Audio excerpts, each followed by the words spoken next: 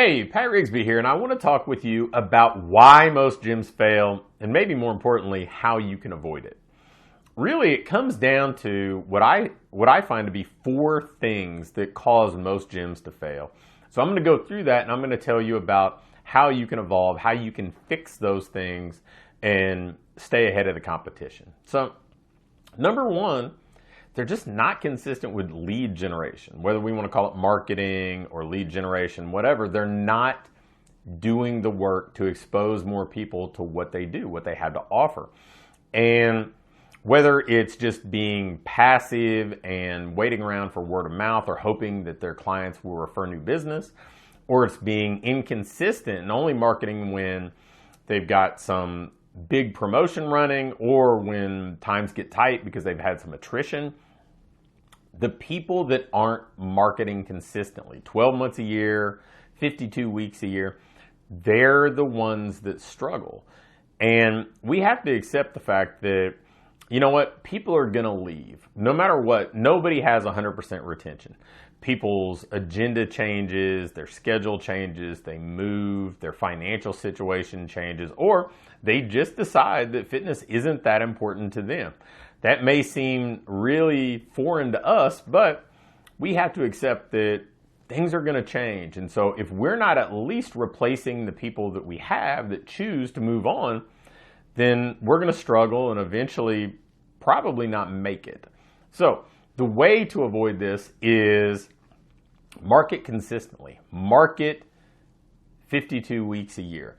Now, that doesn't mean that we have to market with the same intensity 52 weeks a year. Sometimes maybe you're going to be really aggressive and hitting 3 or 4 marketing channels really hard.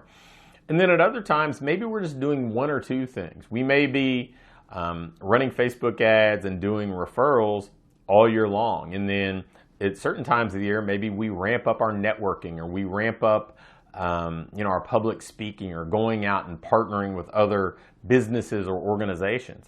But know that you should be doing something to at least kind of backfill any losses you may have at all times. Now, this isn't just how do I connect with somebody, but it's also how do I follow up with them and stay relevant to them so the marketing efforts that you made 6 months ago are fully rewarded. Because if you're not following up with those, there's so much churn. Those people that you marketed to 6 months ago that didn't join, it's a sunk cost and you're not ever going to be able to recoup much of anything from it. So follow up with those people. My recommendation, market, get people on an email list and follow up with them at least 2 or 3 times a week to stay relevant, to stay in front of them. So when they do decide to embark on a fitness program, to join a gym, to hire a trainer, they're going to pick you. So that's number one. Number two, people avoid sales. They act like selling is this dirty word, right? They think that selling's beneath them or it's this adversarial relationship, and it couldn't be further from the truth. Let's face it, everything starts with a sale. You can't help somebody in a meaningful way till they become your client, until they commit. And really all selling is a commitment to exchange value. You're going to give somebody your expertise, your coaching, your guidance, your experience, your accountability in exchange for a financial commitment on their part, but also a commitment of time and energy and focus. And all this is a trade. And once you understand that the thing that you're trading is tremendously valuable and frankly is probably worth more than the fee that they're paying you by several multiples. If they fully engage, their health changes, their quality of life changes, their relationships, their work life. It all improves, but we have to be willing to go out there and ask them for a commitment on their side, because with no commitment, there's no progress.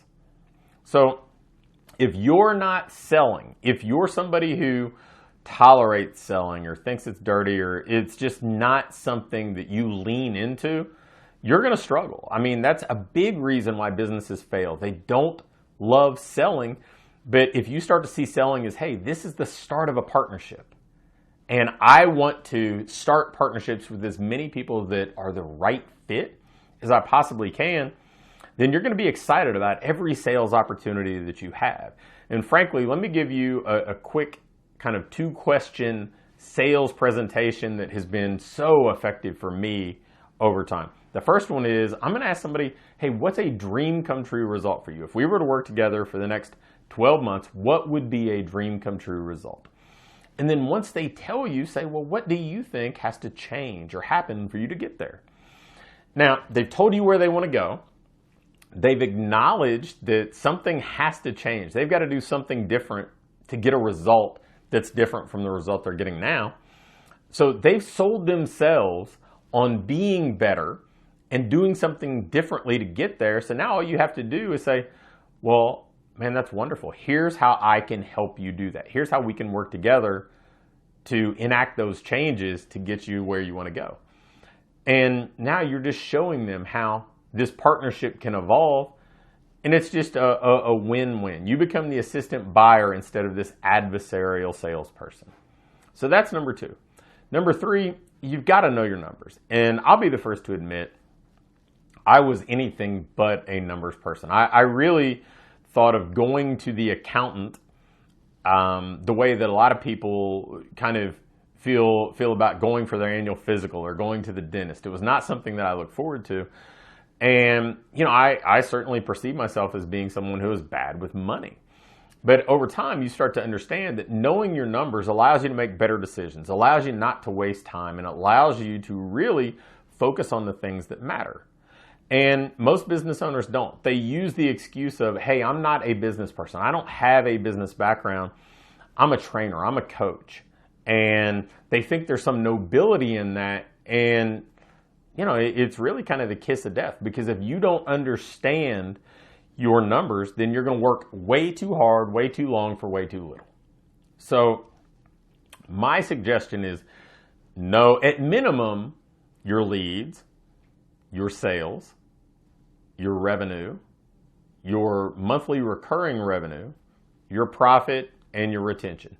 Now, those are the baseline numbers you need to know. There's so much more that we could dive into, but if you have a handle on those, you're going to be in a position where you can have a healthy business. You're going to be in a position to say, okay, well, the things that I'm doing from a marketing standpoint aren't working well enough, so I need more leads. Or I haven't put enough time into selling people effectively, or I'm not getting the right leads because I need more sales. Or my retention isn't where it needs to be, so I need to provide a better experience. I need to deliver better results. Or my profit isn't where I need it to be, even though maybe my revenue is great. Well, I need to change my prices or cut my expenses. So, these numbers are clues to help you run your business better, to work fewer hours and earn more, to really feel like all this that you're pouring into this business, this time, effort, and energy, is being rewarded in a fair way. So that's number 3. And then number 4, you've got to avoid burnout. And, burnout's a self-imposed thing. A lot of people don't understand that, don't appreciate that, but burnout really comes from a couple different things. One, not managing your priorities, not being a planner, not going into a day and proactively accomplishing the things that are important to you and to your business.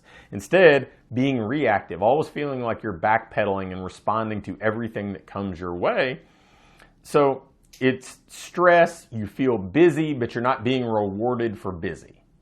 So that's one side of it. And then the second side of it is not playing your best role. Not being willing to get help, not understanding that business success is really a team sport, and delegating the things that aren't aligned with your unique ability, aren't aligned with your strengths, and spending your time there, not spending your time on the things that drive the business forward, things like selling, like marketing, like coaching, and like leadership, and instead feeling like you're the jack of all trades, that you have to do everything because that's the only way it'll be done right. Those are the ways that you get burned out. But like I said, if you plan, if you're proactive about how you're going to spend your time, if you delegate and elevate to playing your best role, you're going to be able to avoid burnout. So again, to recap, 4 things that you can do to avoid the struggles that really cause most gyms to fail. Number 1, consistently generate leads. Number 2, love selling. See it as the start of a relationship, not the end of a transaction. 3, know your basic numbers. And 4, avoid burnout. Do those 4 things and you're going to have a leg up on virtually all of the competition. You're probably going to be ahead of 90% of the people in our market. And more importantly, you're going to love your business and be rewarded for the great work you do. Thanks for watching. If you click the first link in either the description or the link in the pinned comment, you can get my latest book, The Ideal Business Formula, for free. And if you like this video, hit the thumbs up button for me. If you have any questions or comments or video requests, leave me a comment below and I'll be quick to respond. And lastly, make sure to hit the subscribe button. I'm posting videos weekly now, and if you turn your notification bell on, you'll be sure to get them all.